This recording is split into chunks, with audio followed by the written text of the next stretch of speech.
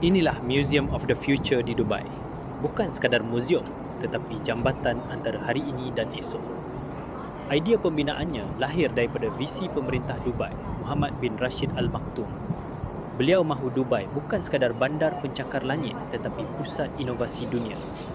Pada tahun 2015, projek ini diumumkan. Ia bukan untuk mempamerkan sejarah silam tetapi untuk meneroka teknologi masa depan. Kecerdasan buatan, robotik, angkasa lepas dan kelestarian bumi.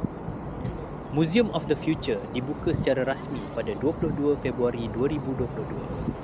Berbeza dengan muzium biasa, di sini pengunjung mengembara ke tahun 2071. Anda akan melihat simulasi kehidupan di angkasa, teknologi kesihatan masa depan, AI yang berinteraksi dengan manusia dan penyelesaian perubahan iklim.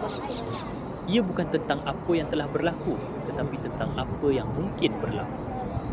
Tiket masuk boleh didapati di laman web rasmi museumofthefuture.ae dan dinasihatkan supaya beli tiket selewat-lewatnya 3 hari sebelum masuk.